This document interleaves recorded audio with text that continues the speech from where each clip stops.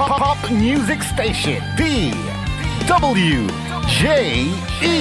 88.1 FM Radyo Pangasinan. Paboritong ang kabataan at matatanda.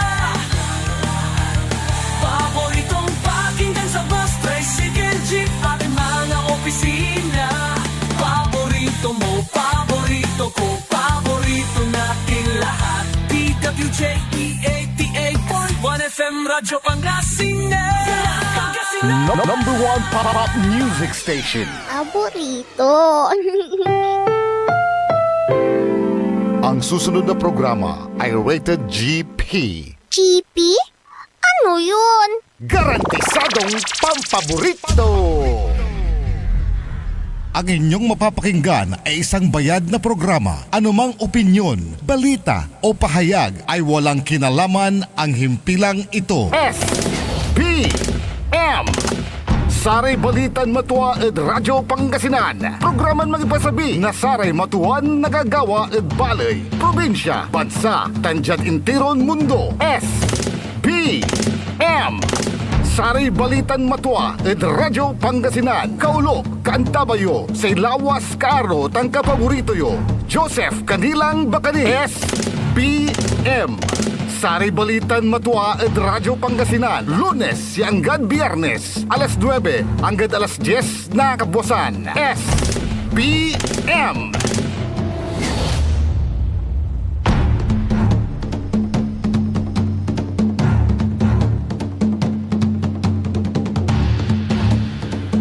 Masantos na mga bigya kabusan lalamot Pangasinan Dagupan. Oras na lamot na Saray Balitan Matwa, SBM. Sa ikakontra na Saray MBTF, managbalitay tila tan fake news. Webes lahat ating tanagagik. And today, nakalop ilalamot so lawas yung karo sa kapaborito yo Joseph Kanilang Bakani, JCB. The technical side, kantabay timot si Mr. END, Engineer Nixon Dakal.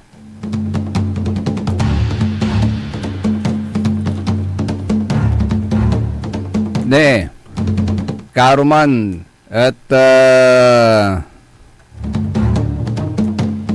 binutagla na Saray Pigaran Marines, 18 raman niya Marines. Ya impresenta da at sa may sakiagaw at ating tanagagik ya binatagdala. So yung kanilang pananahimik ya nansalita lararaya at ating tanagagik. At jamay at sa aming pansalita da imbulgar da. So untalan agawa ya delivery nasaray mali-malita ya kwarta. Mali-mali tayo kwarta atatang talagagi kiararayan Marines. Matindi so security escort to manaya yan and Representative Saldico. Saray escorts to, security escorts to, puro Marines. Nangyuta na ya. So, masyado ran privilege. At sa tanya proteksyon nasa gobyerno at sikara. Si Kararaya mismo indalat-dan sansakay at sa may testimonya da si Kara sunan deliver na sartay mali-mali tara kwarta. Si Kara mismo so inibaan nan Attorney Libby Baligad sa kay abogado, sa kay litigator for 26 years. Yan winner at wala rin pigaran personalidad yung membro na House of Representatives yagad Senado mo at bitlasong kangaran ng dararaya of course the natural reaction is siyempre to deny everything kanyan sa gawon tunatan na Senadora Amy manggawa na investigasyon. Diyad sa aming pansalita to ng Attorney Libby Baligad niya ay so imbawag to at intiron Pilipinas sa tatang tanagagig. Lahat ng institusyon natin ay mabigat ang problema. Pero alam naman po natin na ang mga institusyon na ito are just abstract ideas. Our democracy is just an abstract idea. Our institutions are just abstract ideas. And these institutions operate through the human mind. And if you will, through the human soul and through the human heart. Ang problema natin ngayon ay yung mga nagpapatakbo sa mga institusyon na ito. Wala po tayong ibang maaasahan ngayon na maglalabas ng katotohanan kundi tayong mga mamamayan din. Hindi natin maaasahan ang nasa gobyerno ngayon na ilabas ang buong katotohanan na walang pinagtatakpan. Ngayon po ay lumabas ang mga dating kasamahan ni Master Sergeant Orly Gutesa sa trabaho bilang security consultant o security personnel ni dating Congressman Zaldi Esco. Nandito po silang lahat at gusto ko pong ipakilala sa inyo. Ang mga sundalong ito ay wala na sa serbisyo. Ngunit ang nasabi nila sa akin, ito ang marahil na huling labanan na kanilang papasukin at gusto nilang magpakasundalo sa ating bayan.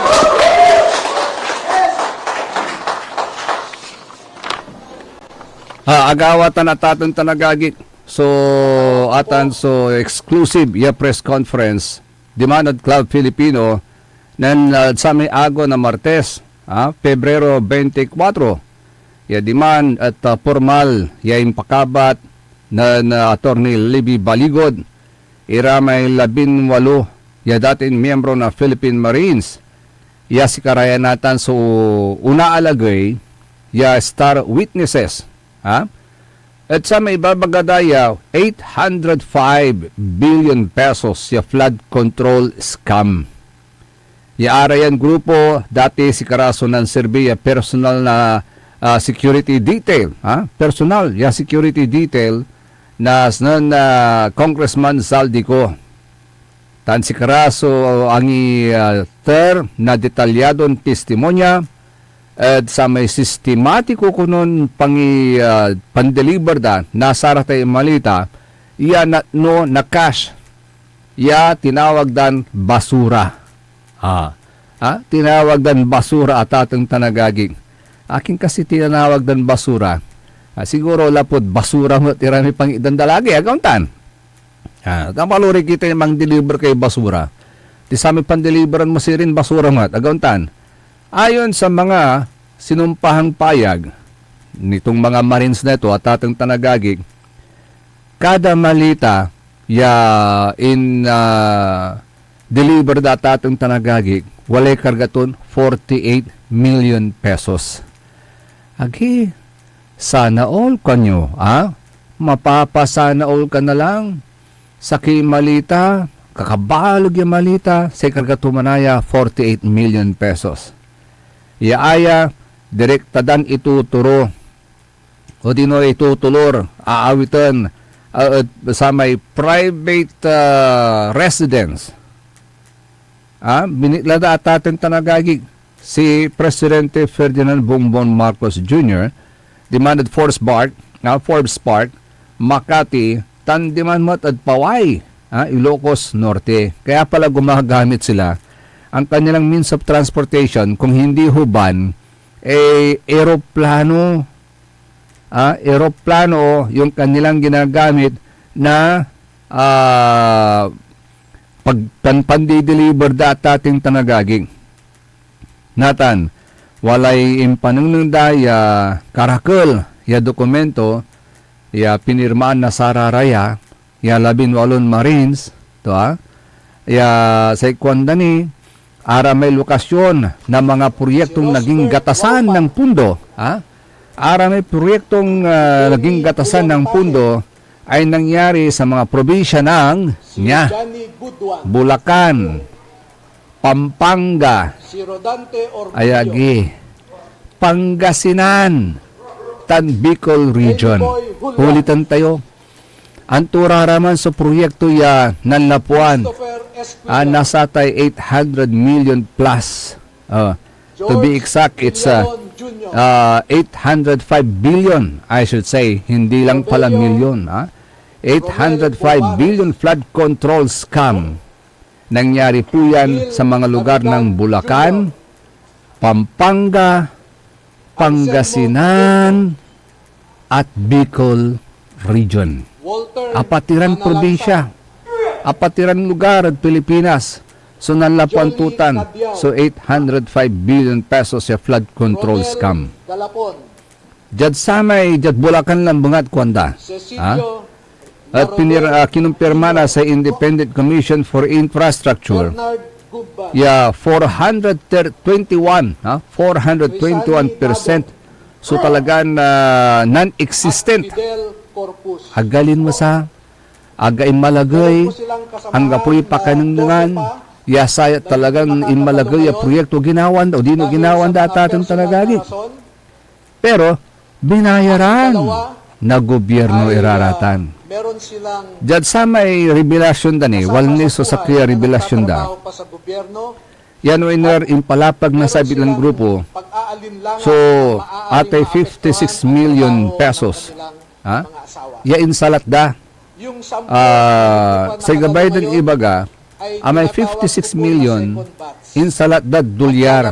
din po sila Nan insalat da sa total ya may value lang na sa aming kwarta is $2 million. Ha? $2 halimbawa million sa tatong tanagagi. Yaaya ginamit na suhol sa mga dayuhang investigador ng International Criminal Court o dino ICC. At sa may last quarter na 2023. Itong mga Marines na ito na pinamumunuan po ni Master Sergeant Orly Regala Gutesa ay nanindigan po sila na ang kanilang paglantad ay ang kanilang huling laban bilang mga sundalo para sa bayan. Say makapakulaw ang tayo tatang tanagagig dadsaran kapusan pigaran in questions. So may tatawagin tayo still haunting nasa present administration. Several questions are still haunting the present administration. Sa kwanto lantin ng Regal Oliva, there are questions that refuse to disappear. Questions that linger not because they are sensational, questions that linger not because they are sensational but because they go to the heart of fairness, accountability, and equal application of the law. And tuman, so first question. Sampurata na binitla to, pero I will just mention a few. Sa kwanto, yatapat, manunan tapat, akin tawalay 20 million pesos reward for the arrest of Atong Ang. Balot taangga po, balot so reward, impaksab na gobyerno for the arrest of Congressman Saldico.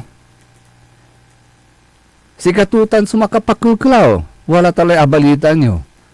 Ang ipaway so gobyerno na balbalog yung reward. Tapen usilanda si Saldico. Hangga po, agauntan. Say tupot lantin ng Regal Oliva. Magkaiba ba ang ebidensya o magkaiba ang political protection? If justice is blind, why does urgency appear selective? First question nila, natatang tanagagi.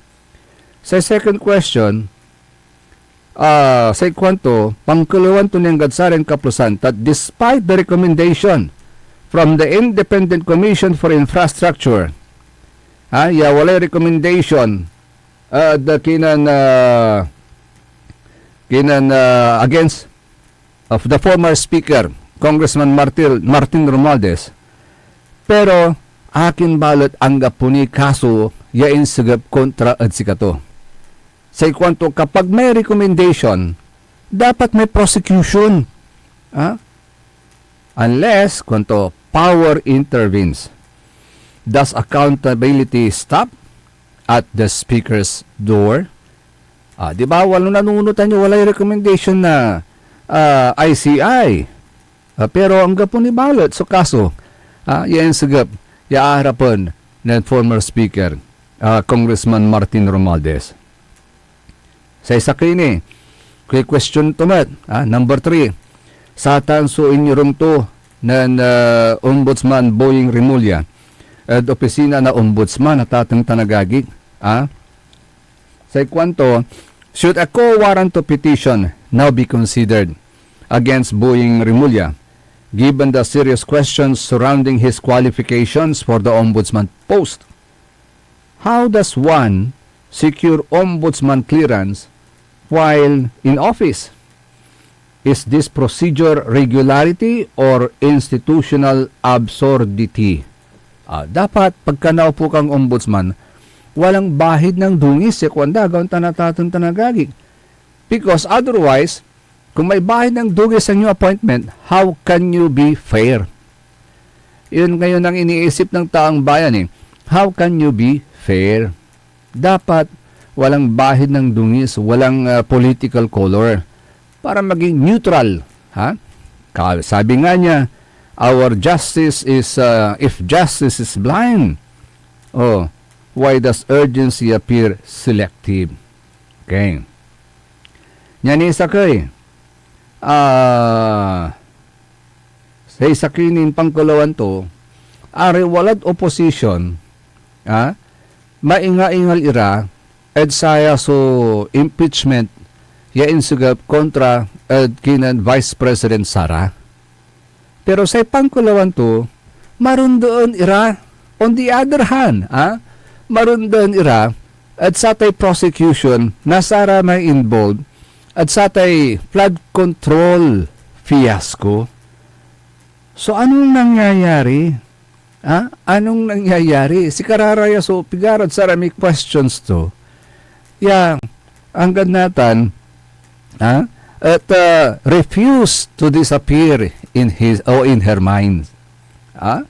Sa kwanto, these are institutional questions because when justice appears selective, when prosecution appear calibrated, when impeachment appears timed, the people begin to wonder, is this equal application of the law or is this political choreography?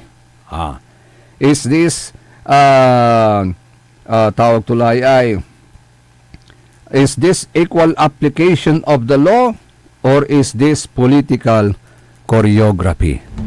Kanya si Senadora Amy Marcos, tapian na panuknukan, yatwa, so sara may bulgar na sarela binwalura, marin sa tatong tanagagig, at sa kwanto, kung may paratang, ilatag ninyo ng malinaw.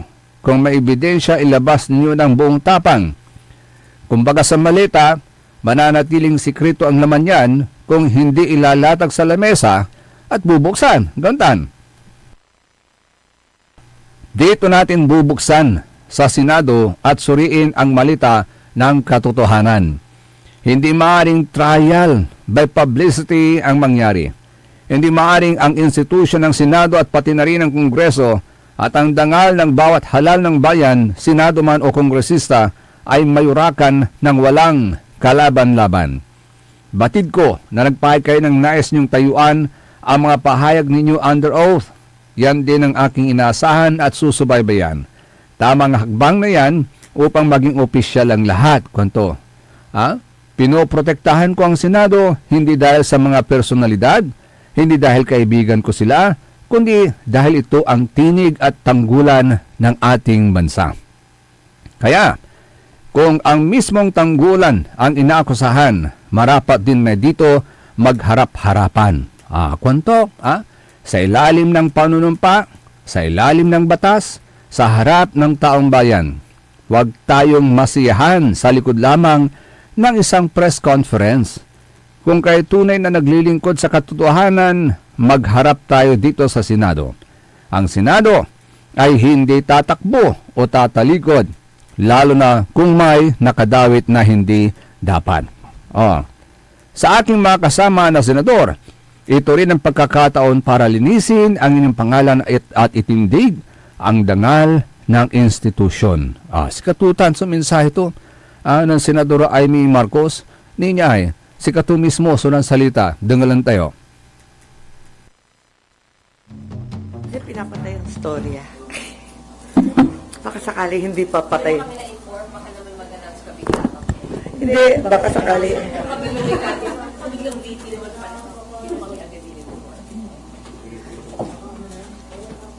Di ba si Marcoleta? Yung mga mananagot? Okay. Hindi pa rin. This morning, I filed a resolution, PS, resolution number 317. I have no notion if you in fact have seen or heard about it.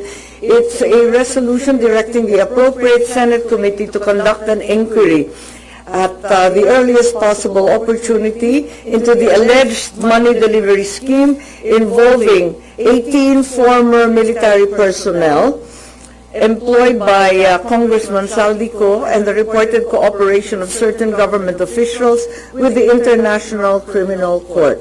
And we were all dismayed by the revelations yesterday, and as a result, I am hopeful that this will be the beginning of a very serious and comprehensive investigation which will result in charges and punishment if there are guilty parties.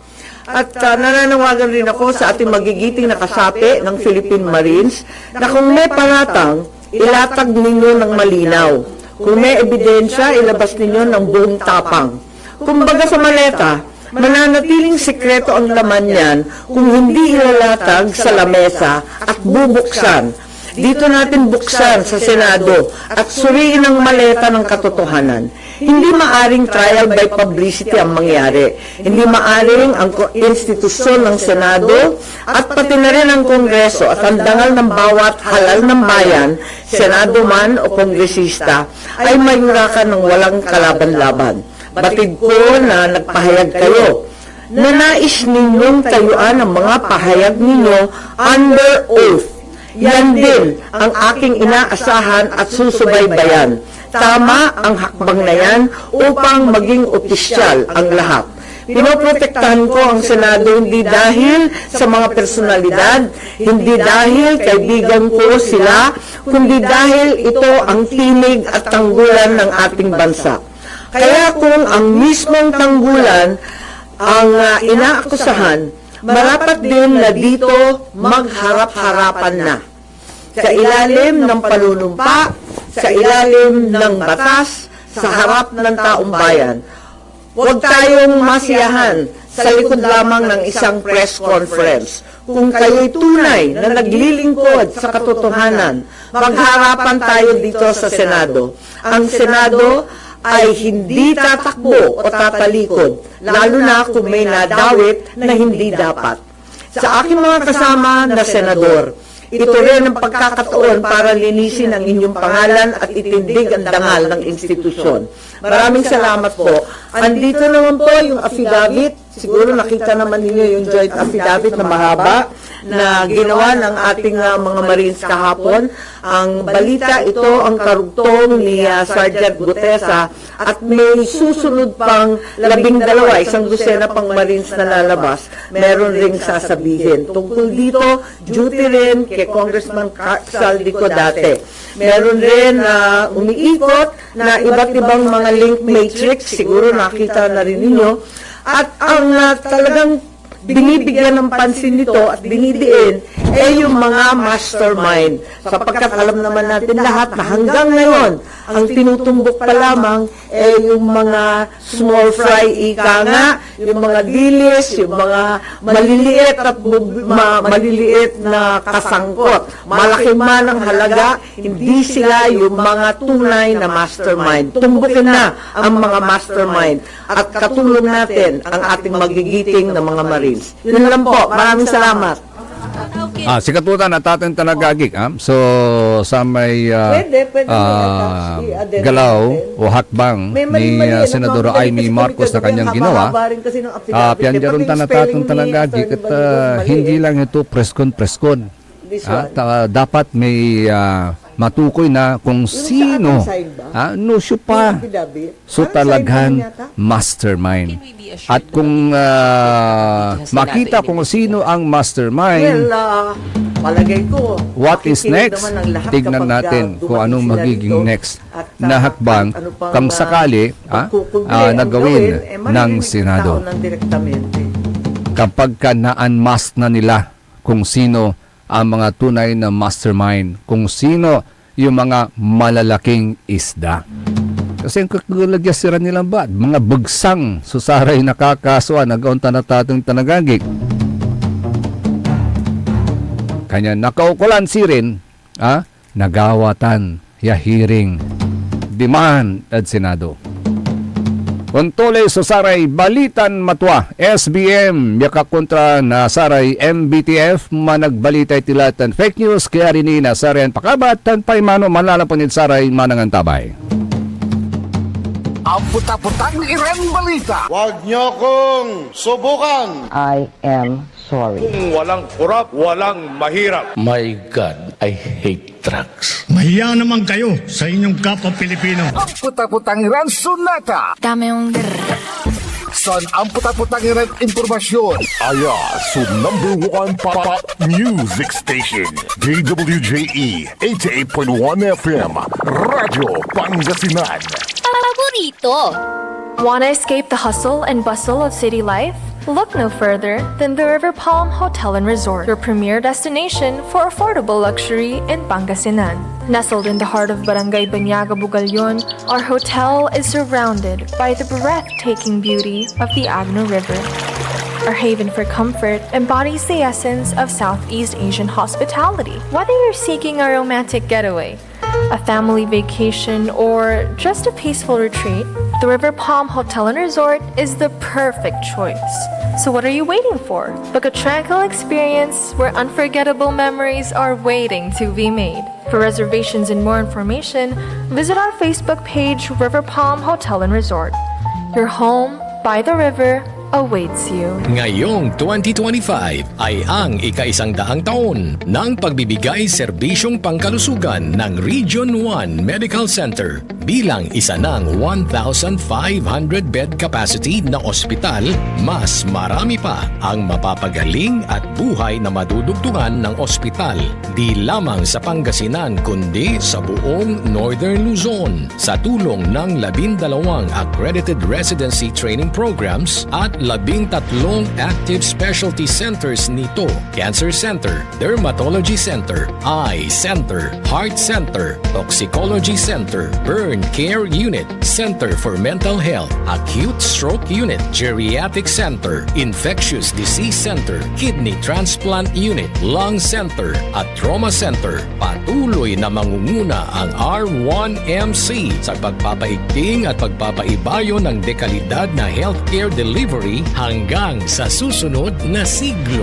100 years of healing, compassion, and service. Region 1 Medical Center, ang inyong partner sa kalusugan. Region 1, number 1. Asahan po ninyo ang dekalidad na serbisyo sa Region 1 Medical Center at ng Department of Health. Ito po ang inyong lingkod, Dr. Joseph Roland Omihia, ang inyong Centennial Medical Center Chief ng R1MC. Sa bagong Pilipinas, bawat buhay mahalaga. Hindi ba napapansin ang inyong negosyo, mga kapaborito? Abay, magpa-advertise ka na dito sa DWJE 88.1 FM Radyo Pangasinan. We are located at the 3rd floor of Jumel Building, A.B. Fernandez East, Taguban City. or you may contact us at 0968-444-4290 or 0956-168-4908. O bueno mga kapaborito, magpa-advertise na! Popular sa balita! Taluran katao na aktuan yaman na susugal inaristo. No ginawa miya duga sa trabaho tan talagan na iya at malat, no problem. Construction of flood control, Lagasit River, Balongaw, Santa Maria, 47 million. Hindi pa nga nabubura sa kaisipan ng taong bayan yung mga ill-gotten wealth na yan eh. No. Diba? At popular sa musika! They say tanging ikaw ang katabi pa rin in bed. Ito po ang DWJE 88.1 FM Radyo Pangasinan, ang inyong number one pop music station.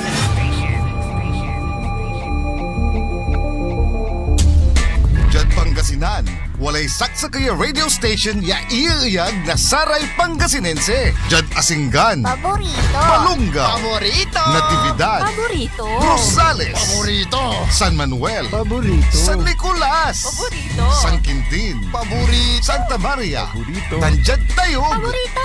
Aya, so 88.1 Radyo Pangasinan. Paborito ng kabataan at matatanda.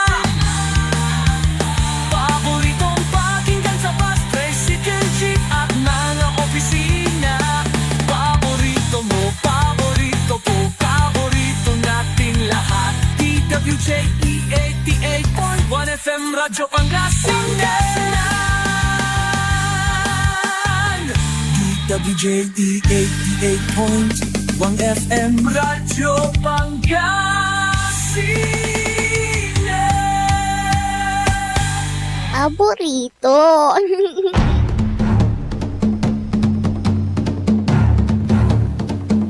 Alas 9:32 lang sa Balitan Matwa, SBM, yakakontra na saray MBTF, managbalite tilatan fake news.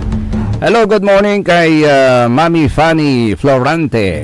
Good morning Joseph and listeners and watchers of SBM. From Mami Fanny, Ate Johnny and Kuya Bob, dyan po sa Barangay Palatong, Bukig, Dagupan City. Kay Sir Maxi Solis, good morning. Kay Madam Lynn Coronel, good morning. At saka sa mga taga Barangay Basing, Happy Fiesta. Nan Fiesta nan Agawa Kalabyan, in may kalutan tan tugtugan at dalan. At sa ipan fiesta na sa Barangay Basing, malapod sa ay so Pebrero yang God March 2, si katutan so fiesta in honor of the patron saint, our patron saint ditan si San Isidro Labrador at atong tanagagig, si kato so sa may kindatan, ang matatawagan niya patron saint. At kalabyan agawa man so kalutan tan tugtugan, makapaliklikat nalikat, iray totoo ta likudod panangan, wala ni sayawan, wala ni kansyunan, ay say maong yaman bunbun na mikropono. Lugayan ko maula si Kapitan Titan, si Barangay Piudado Lopez, Barangay Captain Piudado Lopez. At siyempre, dayo ipila timor la iraramay council. Taniwala ni market niya balita, yan nagawa dito na Barangay Basing. Wala ya sa abasa kad post na Madam Shell Reyes. Ya sa ikwanto, inaanyayahan namin po kayo sa darating na February 26-28. Ngayon, 26 hanggang 28, sa may covered court gym, magbibigay ang isang telecommunity ng libreng SIM card. Sa lahat po ng ating mga kabarangay. At bukod dito, magkakaroon dito ng paraffle, ang naturang telecommunity sa darating na March 3, 2026. Dito rin sa covered court gym at makakasama kayo sa libreng raffle nila pag tayo ay kumuha. Nagpa-register ng libreng SIM card nila. Tignan po natin ang schedule by purok. May purok po dito, kanya-kanyang purok. So kung gusto nyong makakuha ng libreng SIM card, yan. Tapos magparehistro kayo, tapos para makasali kayo sa raffle draw sa March 3. Galing, no ha? Okay, so speaking of Binmaley, kahapon, lahat ng kanyang saloobin, si Oscar Head Brother Elorde Castro, brother, kung kulata, brother masutawag to, siya malante. Brother Elorde Castro, sa mga lumabas na concerns regarding the conduct ng election ng mga president sa bayan ng Binmaley. So kahapon, I had a chance na ito'y pakinggan ng maigi ang kanyang tinuran word by word. Sinabi ni Brother Elorde na talagang pinaninindigan niya na talagang the rules were followed and that there's a complete transparency as evident at sa may presence na sa barangay officials and PNP personnel. Na hindi lang siya by himself ang nag-conduct ng naturang eleksyon in the 33 barangays sa Binmaley. If Nathan, if that is what you believe na ginawa mo at matuan-agawad sa atin niya election, well, I respect that. However, may I also respectfully relate to you my humble reactions and observations sa interview mo kahapon. Una, sinabi mo kahapon na ayaw kong aminin na biyenan ko yung complainant. In the first place, I never denied na biyenan ko ang complainant. You never heard me denying na biyenan ko ang complainant. Mahal ko at ginagalang ko ang aking biyenan, bakit ko siya ikakatwa? Diba? Now, my being the son-in-law of the complainant is not the issue here, kundi yung proseso na sa tingin nila ay hindi maayos. Now, be that as it may, na posibleng may biases ako, I can only tell you this, I only focuses from doon sa issue. You may believe that or you may not. Okay? Ngayon, Brother Elorde, look, the truth remains na hindi lang sa Barangay Basing nagkaroon ng questionable proseso ng eleksyon. As evidence doon sa privileged speeches nila Sangguniang Bayan member Bismarck B. Valerio, and I keep repeating on that, and Sangguniang Bayan member Roberto A. Mirera Jr., that there were complaints raised even prior doon sa nangyari sa Basing. Let's look at the timeline. Kailan nag-privilege speech sina Consi Valerio at Consi Mirera Jr.? It was during the Sangguniang Bayan regular session dated February 16, 2026. Pero yung naghanap na eleksyon sa Barangay Basing, it was February 17. Now, doon sa kanilang privilege speeches, it was there that they brought out the following issues. Una, ulitin natin, that in several barangays, certain elections were allegedly conducted without prior notice or proper public information and without coordination with the concerned offices such as the DILG and the MSWDO.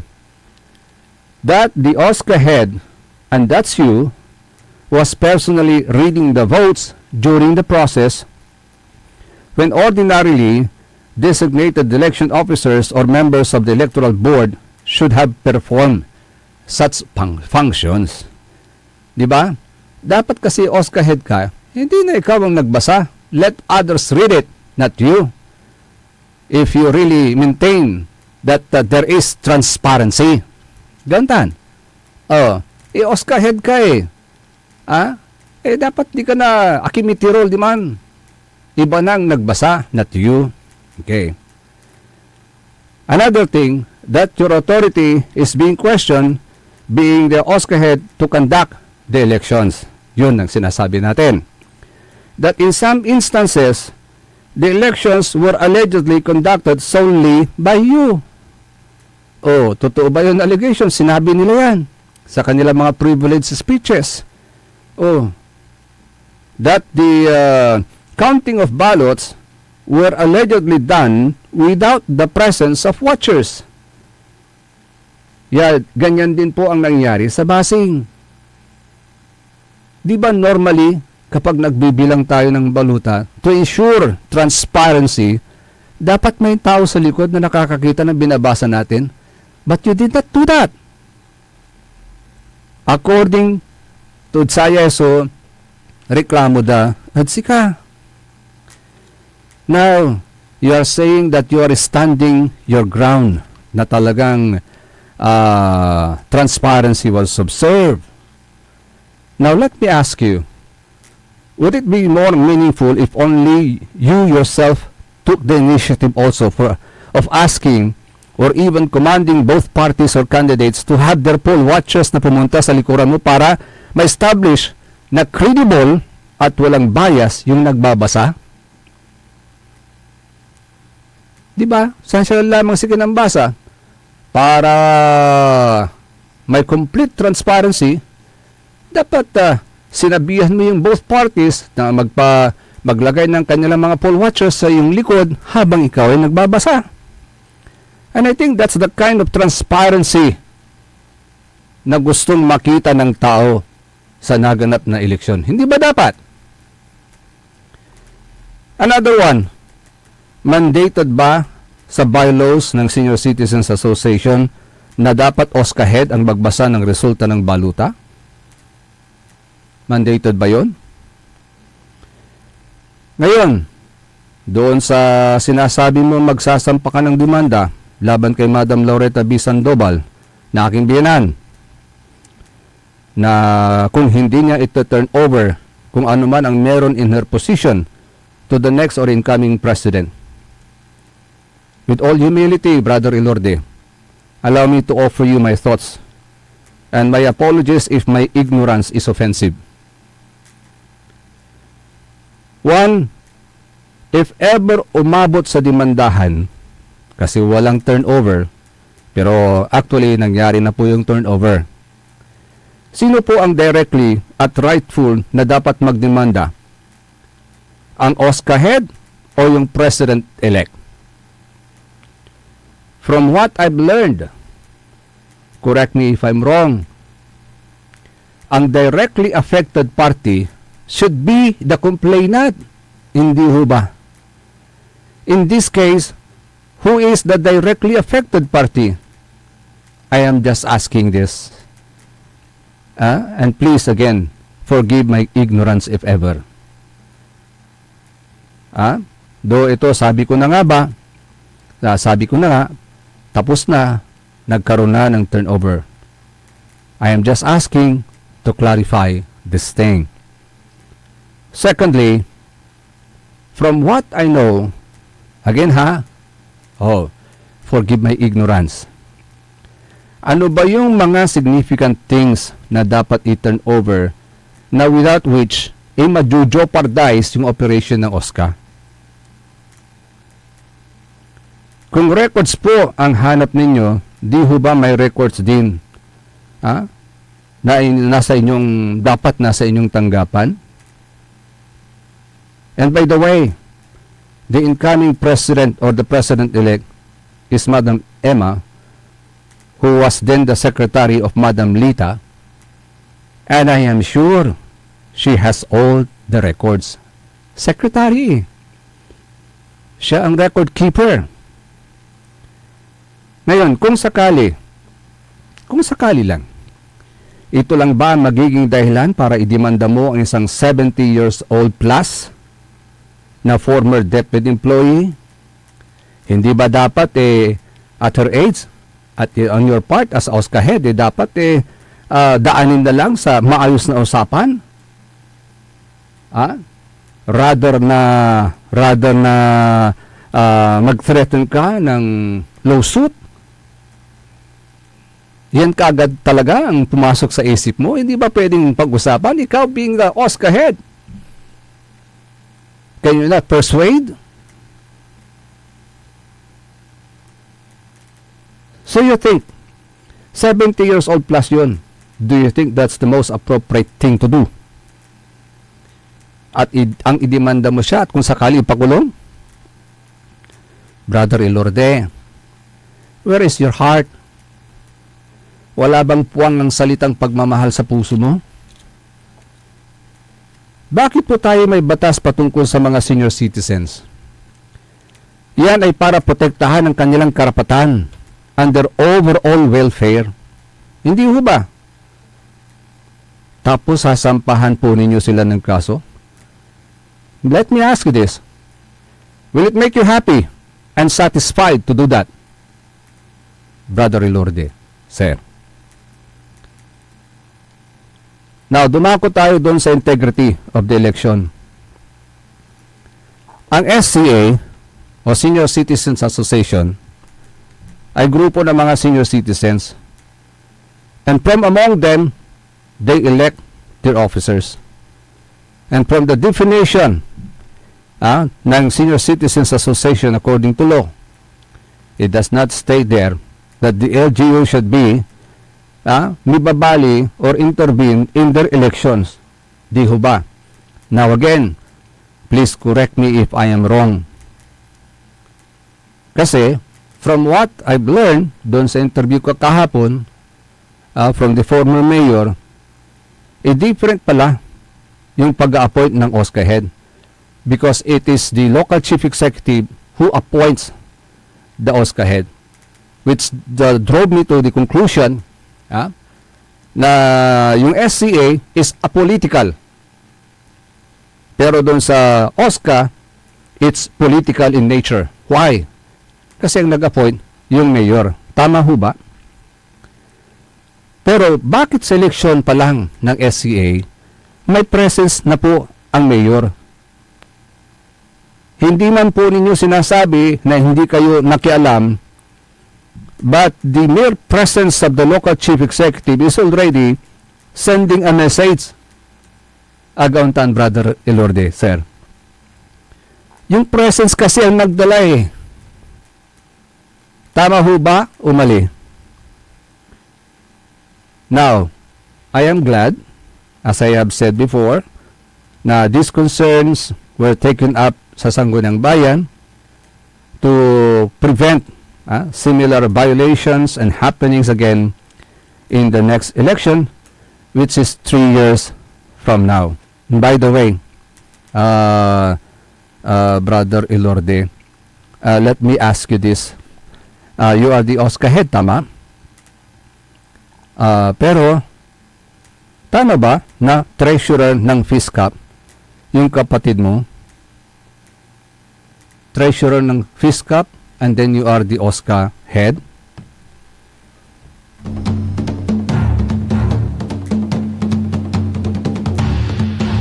Ano po yan? Yan ba a family network? I just want to be clarified on that. Is that a family network?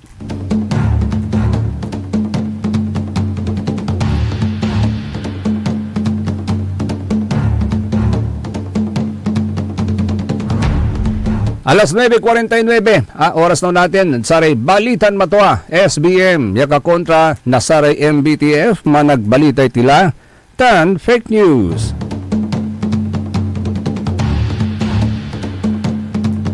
Oy, by the way, antoy agawad sa kaya teacher ay, ni inroll da agagik may sakit teacher, inerkwan nyo, judge syudad na dagupan, babaeng guro inaresto ng PNP Dagupan dahil sa paglabag sa Republic Act 7610. Ni Sekwanto Jay at balita, inaresto ng mga operatiba ng Dagupan City Police Office ang isang babaeng guro sa isinagawang law enforcement operation bandang alas 2:20 ng hapon ng Pebrero 24 sa Barangay Tapuak. Ang operasyon ay sinagawa sa ilalim ng pamumuno ni City Director Police Colonel Arnold Solomon. Katuwang ang mga ibang pulis mula sa Police Station 4, City Investigation and Detective Management Unit at City Intelligence Unit. Ang inaresto na residente ng Barangay Poblacion Oeste ay nahuli batay sa warrant of arrest na inilabas noong Pebrero 23, 2026 kaugnay ng paglabag sa Section 10, Paragraph A ng Republic Act 7610 o ito po yung batas na tinatawag po nating Special Protection of Children Against Abuse, Exploitation and Discrimination Act. Inirekomenda ng hukuma ng piyansang 80,000 pesos para sa pansamantalang kalayaan ng naturang sospek. Alinsunod sa umiiral ng mga alituntunin, gumamit ng body-worn camera sa mga operatiba upang matiyak ang maayos at malinaw na dokumentasyon ng operasyon. Kasalukuyang nasa kustodiya ng Dagupan City Police Office ang nasabing individual para sa kaukulang documentation at proseso. Pinuri naman ni Police Colonel Solomon ang mga operatiba sa kanilang maagap na aksyon at muling giniit ang mahigpit na pagpapatupad ng batas, lalo na sa mga may kasong may kinalaman sa kapakanan ng mga bata. Patuloy ang pangako ng kapulisan na pangalagaan ng komunidad at tiyaking umiiral ang hustisya sa lungsod. Actually, may nilabas din na statement dyan ang Department of Education at atang Tanagagi. At sa may statement unyay. So sa may official statement from the Schools Division of Dagupan City. Department of Education, the Schools Division of Dagupan City acknowledges the recent law enforcement action involving a public school teacher in connection with an alleged violation of Republic Act No. 7610, otherwise known as the Special Protection of Children Against Abuse, Exploitation, and Discrimination Act. The Department of Education, Dagupan City, reiterates its unwavering commitment to the protection, safety, and well-being of all learners. The welfare of our students remains our highest priority. We maintain a zero-tolerance policy against any form of child abuse, exploitation, violence, or misconduct within our schools. While we respect the legal processes currently underway and uphold the presumption of innocence as guaranteed by law, we assure the public that the Schools Division Office will fully cooperate with the proper authorities in the investigation of this matter. Appropriate administrative proceedings in accordance with DepEd rules and civil service regulations shall likewise be undertaken as necessary. So, nyala, sa ibabaga na DepEd, we strongly remind all teaching and non-teaching personnel that educators are entrusted not only with the academic formation of our learners, but also with their protection, guidance, and moral development.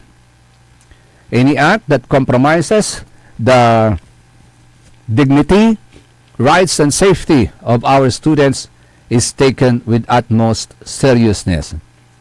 We call on parents, guardians, and the community to continue working with us in fostering safe, child-friendly, and nurturing learning environments in all our schools. The Department of Education, Dagupan City, remains steadfast in its mission to ensure that our schools are safe spaces where every child is protected, respected, and empowered. Yan, signed Rowena Banzon, CESO 5, Doctor of Education, Schools Division Superintendent. Ito kasi ginawa to yan, maestra. Ito Akinat sinagapanday kaso in reklamo da. Pero no violation na Republic Act 7610, wala lagi apasakitan to or what? Kaya ingat-ingat po sa mga teachers. Actually, no maminsan, dyan inkabangar na sa ugugaw. Kung minsan talaga, nawawala yung patience mo. naputor mo at naputor, may wala mo so ang na patience kasi na to. There are times na talagang, ami agaw talagang makulit. Tayo lari gugaw nata, no, minsan wala ramay, mansalita aliwa, agawntan, may kabastusan ng dila, yakwanda. Ayagi. Siyempre, si kamot ya teacher, agawntan, di ang sakit mo. Pero siyempre, yun pa rin, huwag kayong mananakit dahil may batas po. Paano tulaya kasi? Di balit, mandangulit korte, nananglang naanin ito no, walay kinto may, balat to may akustadad si kato. Pero yata tang talagagi ka, walay red tide lalamat. Red tide lalamat. So, saray coastal waters at Bulinaw, Anda, kapigan lang bangat man inanunsyo tayo, yasarag tulay mga na saray shells, seashells sa tatong talagagi, lalo latay tahong. So, ninatag, lalama na yari.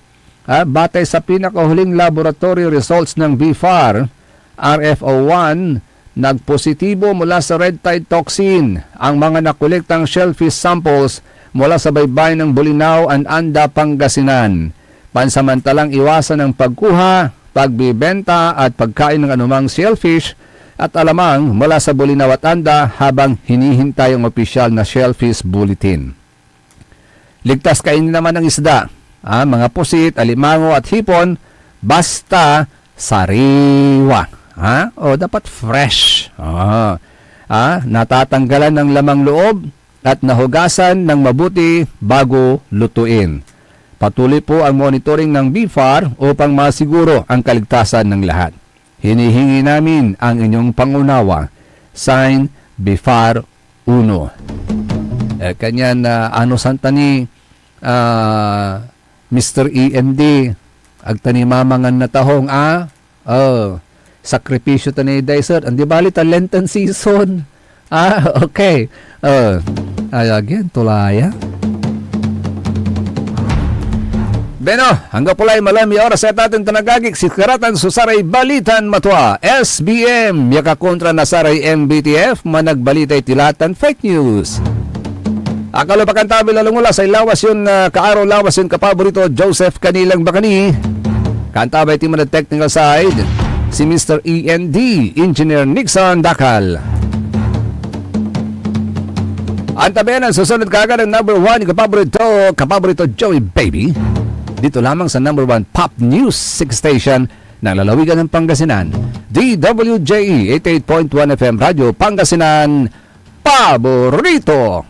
Ang inyong napakinggan ay isang bayad na programa. Anumang opinyon, balita o pahayag ay walang kinalaman ang himpilang ito. SPM Saray Balitan Matwa ed Radyo Pangasinan. Programan magipasabi na Saray Matuan nagagawa ed balay, probinsya, bansa, tandyan intiron mundo. SPM Saray Balitan Matwa ed Radyo Pangasinan. Kaulok, Kaantabayo, say lawas kaaro tang kapaborito yo. Joseph Kanilang Bakani. SPM Saray Balitan Matwa ed Radyo Pangasinan. Lunes hanggang Biyernes, alas 9 hanggang alas 10 na kabuwasan. SPM